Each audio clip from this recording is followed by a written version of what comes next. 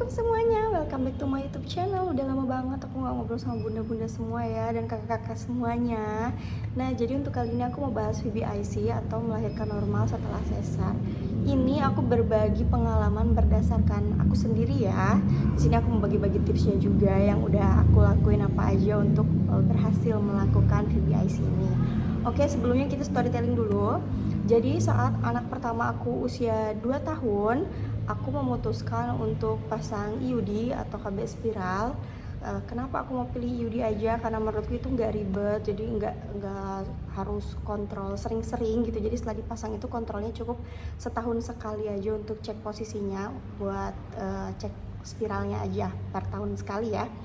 Nah, jadi saat aku memutuskan untuk pasang IUD itu, aku pergilah di rumah sakit dan aku ketemu dokternya dan kita konsul dulu. Dan ternyata setelah konsul dokternya sampai nanya, "Bunda, selama ini ada keluhan nggak?" Aku bilang nggak ada apa-apa, memang pengen pasang spiral aja. Oke, kita pasang spiral, tapi sebelumnya kita harus USG dulu ya. Nah, di situ aku langsung USG sama dokternya dan ternyata jeng jeng jeng jeng dokternya itu langsung mukanya yang mesem-mesem senyum-senyum gitu loh, langsung bilang, "Bunda, yakin mau pasang IUD?" katanya gitu. Aku bilang, "Yakin dong dok, emangnya kenapa?" Terus dokternya bilang, "Tunggu ya, kita USG transvaginal." Itu kan tadinya yang masih USG yang di perut gitu, terus akhirnya kok harus transvaginal ya. Ya udahlah, mungkin salah satu prosedurnya, aku mikirnya gitu ya. Nah, akhirnya setelah transvaginal ternyata dokternya suruh aku dengerin ini. "Bunda, denger ini ya." Aku memang gak lihat monitor karena monitornya itu kan di sebelah aku nih sama dokternya, jadi di depannya itu memang nggak ada monitor buat kitanya, jadi kita harus noleh-noleh gini kan. Dan aku juga mikirnya ya mau pasang IUD doang, ya udah nggak usah lihat. Dan akhirnya dokternya setelah transvaginal langsung dokternya bilang, "Bunda dengerin deh." Terus aku denger kan, ternyata dek dek dek, ya aku hamil. Di situ aku hamil anak kedua, alhamdulillah, dan usianya sudah memasuki mau jalan 4 minggu. 6 minggu gitu ya kalau nggak salah.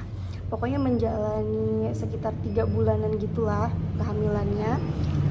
Oke, kita lihat dulu. Ini USG pertama aku. Yang pertama ini yang masih di perut, dan ternyata memang sudah ada penebalan rahim, tapi gak kelihatan karena masih kecil banget kan. Akhirnya dokternya minta transvaginal dan disinilah kelihatan tuh dada janinnya kan, napas detak jantungnya tuh ini. Dan aku kaget, aku sama sekali nggak ada ngalamin keluhan kayak mual, muntah gitu, sama sekali nggak ada. Dan ini usia kandungannya itu udah, tunggu aku lihat dulu ya, tuh udah 5 minggu guys, udah 5 minggu, jalan ke 6 minggu. Setelah itu akhirnya dokter nanya mau tetap pasang atau gimana, tapi kalau aku mau tetap pasang ya harus dikuretase. Tapi karena aku punya suami dan itu juga anak kedua, berarti rezeki ya, alhamdulillah. Aku nyoba ngobrol ke suami dulu dan suami juga kaget waktu itu, tapi alhamdulillah namanya rezeki ya. Oke, singkat cerita di situ aku lanjut kehamilan dan sampailah di usia kandungan aku masuk ke 7 bulan saat itu. Saat mulai konsul di 7 bulan itu dokter sudah menyarankan untuk sesar kembali karena usia anak pertama aku itu masih 2 tahunan kan, jadi belum cukup 3 tahun ke atas gitu kan. Dokternya bilang untuk menyarankan tanggal untuk sesarnya nanti dia udah ngusulin tanggalnya menurut HPHT kan ya, jadi HPL-nya itu dia udah tentuin HPL-nya sekian dan kita harus sesar tanggal sekian. Nah, di situ aku sempat nanya ke dokternya, "Dok, apa bisa aku melahirkan normal karena anak pertamaku kan sesar?"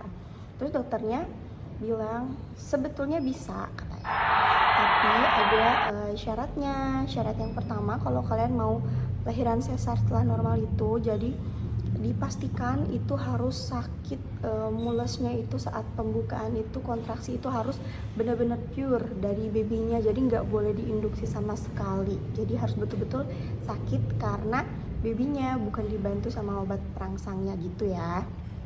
Yang kedua, aku dikasih tanggal batas maksimal. Jadi saat itu aku dikasih batas maksimal tanggal 10 Juni untuk melakukan sesar apabila belum merasakan kontraksi di perut. Jadi dokternya udah bilang mau nggak mau kalau udah tanggal 10 Juni kita harus sesar karena takutnya bayinya kenapa-kenapa ya, takutnya keracunan air ketuban dan lain-lainnya. Dan aku bilang oke, Oke, kita coba dulu aja. Jadi seandainya nanti kalau sampai tanggal 10 Juni perutku belum mules, mau nggak mau kita harus sesar aja ya, supaya ibu dan bayi nyaman gitu. Nah, setelah masuklah 9 bulan ini, per tanggal 6 Juni, jadi itu 4 hari lagi mau sesar ya. Di situ aku malamnya itu udah sama sekali nggak bisa tidur. Jadi bener-bener yang pure dari malam sampai pagi subuh itu bener-bener yang begadang, mata tuh ya ngantuk, cuman nggak bisa tidur, kayak udah gelisah, gundah gulana gitu loh, udah nggak nyaman apa-apa tuh. Jadi aku mau duduk, mau baring, mau miring, itu sama sekali udah nggak bisa tidur. Dan akhirnya aku tidur setelah azan subuh, aku baru bisa tidur.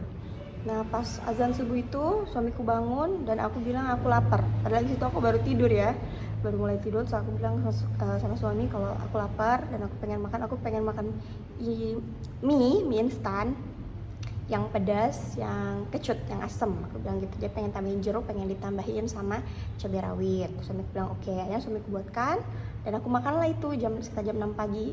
Setelah aku makan, aku tidur lagi karena di situ udah ngantuk berat pokoknya. Terus aku tidur sampai akhirnya jam 8 pagi. Nah jam 8 paginya itu perutku mules. Aku pikir ini mungkin karena tadi habis makan pedas ya, jadi aku ke toilet. Mungkin ada sekitar hampir setengah jam kok nggak keluar, padahal masih mules itu. Udah aku buat tidur lagi aja, mungkin belum. Nah terbangun lagi lah jam 9 lagi, mules lagi ke WC lagi, tapi nggak keluar lagi.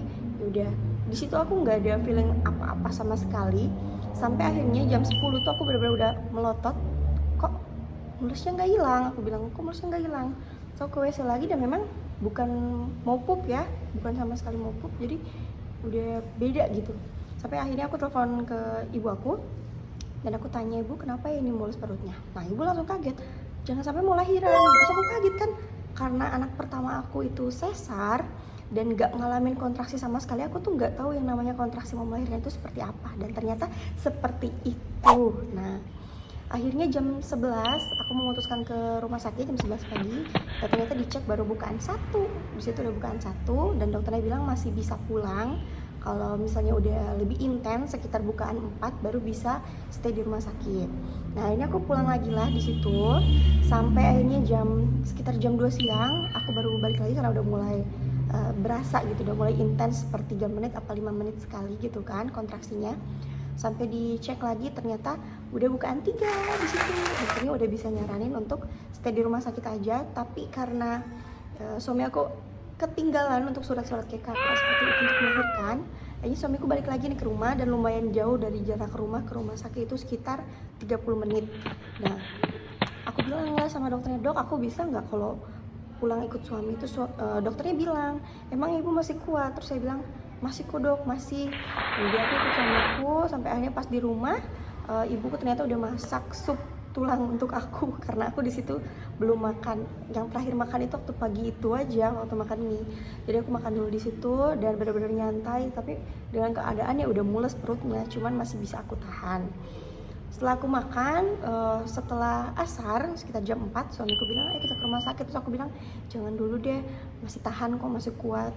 Ya udah, tapi kalau ada apa-apa bilang. Dan aku memutuskan kenapa pengen di rumah aja, nggak tahu, aku merasa lebih nyaman di rumah aja gitu loh saat itu, dan pengen ya di rumah aja rebahan, tenang gitu. Soalnya di tempat ruang bersalinnya itu di rumah sakit yang aku datang itu ada 2 pasien yang mau melahirkan juga. Jadi satu ruangan itu ada 3 pasien kan, yang 2 ini sudah stay memang di rumah sakit dan satunya itu aku. Nah karena aku merasa lebih nyaman di rumah, jadi aku lebih milih stay di rumah aja dulu sampai akhirnya setelah maghrib. Nah itu udah mulai kenceng dan di situ udah mulai flek ya, udah mulai keluar darah di situ. Nah suami udah panik dong ayo kita ke rumah sakit. So, aku bilang tunggu aja selesai Isya nanggung, aku bilang kan, karena di situ jamnya udah sekitar jam 7 malam. Aku bilang tunggu aja selesai Isya dia nanggung, udah mulai sakit, cuman ya udah sholat dulu aja biar lega gitu kan. Jadi bener-bener aku stay ditungguin sama suami, nggak ditinggalin sholat lagi gitu. Nah setelah jam 8 malam, setelah selesai suami Isya, baru aku ke rumah sakit. Dan dokternya itu kaget, kenapa baru datang sekarang, saya kan udah bilang jangan lama-lama. Aku bilang ya maaf dok, soalnya saya masih nyaman di rumah. Sampai akhirnya udah kita cek bukaan lagi, karena boleh cek bukaan itu per 4 jam sekali, dan aku terakhir cek sekitar jam 3an kan. Pas dicek itu ternyata sudah bukaan 5 di situ, dan udah nggak boleh kemana-mana lagi. Akhirnya aku ke ruang bersalin, aku ganti baju, aku pakai sarung, dan kita stay di ruang bersalin. Nah, sampailah sekitar jam 9 atau jam setengah 10 malam. Di situ perutku udah nggak karuan, pokoknya sakitnya udah sakit banget, dan berkali-kali bidan nanya karena dokternya lagi ada pasien lainnya yang lagi kuretase waktu itu, jadi bidan yang handle aku. Saat bidan tanya di bagian jahitan bekas sesarnya ada sakit atau tidak, terus saya bilang enggak sama sekali, memang sakitnya itu mules di perutnya aja kan. Terus bidan bilang oke, kalau ada apa-apa bilang ya. Iya. Nah, sampailah jam setengah 10 malam, suamiku lapar lagi, jadi dia beli makan di Sari Laut di bagian rumah sakit situ. Dan itu gerimis, pada saat itu lagi gerimis hujan kan. Nah di sini udah jam 10 itu udah mulai nggak karuan perutku. Aku udah bilang aduh kayaknya aku mau lahiran, aku mau udah ngelahirin nih. Terus aku bilang ke bidannya, Bu kayaknya saya udah mau lahiran deh, saya mau cek bukaan tapi belum 4 jam, nanti jam setengah 11 saya cek ya. Saya bilang aduh nunggu setengah jam lagi, mana ini udah mules banget kan. Dan suamiku belum datang pada saat itu. Sampailah akhirnya aku bener-bener pengen ngeden mau pup gitu, aku pergilah di toilet, dan di situ nggak boleh dikunci, bener-bener ditemenin. Dan pas aku masuk, ya udah nggak keluar pup pun, itu bener-bener dikit banget, tapi masih mules banget parah karena memang bukan mau pup kan, bener-bener mau lahiran. Sampai akhirnya aku keluar dari pintu kamar mandi, pas depan pintu kamar mandi ketubanku pecah di depan kamar mandi. Dan itu panik semua, bidan-bidannya di situ langsung cek bukaan, langsung heboh. Dan aku langsung kelayangan kayak gitu loh, kayak ngeheng gitu loh, bentar, dan kaget dia udah mau lahiran. Dan aku cari suamiku, mana suamiku masih heboh, padahal di situ ada budeku nungguin aku juga ya. Nah sampai akhirnya budeku telepon suamiku, datang cepat istrimu mau lahiran. Dan suamiku datang, di situ bidannya masih pakai APD, masih prepare karena waktu itu lagi COVID ya, tahun 2020. Nah pas setelah selesai lah semua, suamiku datang, hanya bawa 1 orang karena yang temenin suamiku lah yang temenin aku. Dan di situ jam setengah 11 malam alhamdulillah lahir anak keduaku dengan proses normal tanpa induksi. Nah jadi buat bunda-bunda semua yang mau lahiran normal setelah sesar itu sebetulnya bisa, jadi tergantung dari kitanya lagi, dan jangan lupa konsultasi ke dokter. Kalau untuk tipsnya aku mau bagi sedikit di sini. Jadi saat aku usia kandungan masuk 8 bulan, karena waktu itu juga masuk bulan Ramadan ya, aku beli kurma, aku ikhtiar pakai kurma. Jadi aku beli 1 kilo kurma nih, kurmanya kurma kalas apa sukari aku nggak tahu, pokoknya kurma. Sehari itu aku makan 3 atau 4 butir kurma. Sampai 1 bulan full, mau masuk 9 bulan itu aku makan kurma terus, dan sampai habis tuh 1 kilo sendiri begitu. Nah begitu masuk 9 bulan lagi, aku banyak minum air kelapa sama minum VCO, virgin coconut oil. Jadi kalau orang Sunda bilangnya minyak keletik, kalau di sini ya minyak kelapa itu 1 sendok. Sebelum tidur aku minum itu aja.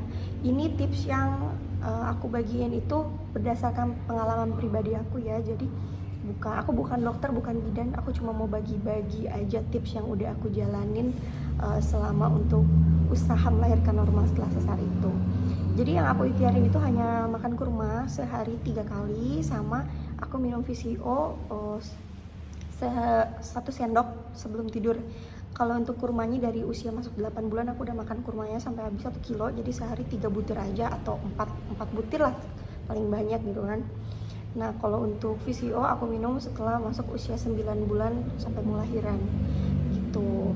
Jadi jangan lupa diselingi sayur, karena kalau kita udah hamil besar itu kan pupnya udah mulai susah ya. Jadi selingin juga sama buah-buah dan sayur-sayur gitu. Minum air putih jangan lupa. Jadi buat bunda-bunda semua yang mau coba VBIC boleh banget, jangan lupa konsultasi dokter pastinya ya, dan boleh dicoba ikhtiar yang aku pakai. Oke, terima kasih sudah nonton. Jadi buat yang mau sharing juga atau mau tanya-tanya boleh tulis di kolom komentar. Jangan lupa like, comment, sama subscribe. Bye bye, assalamualaikum.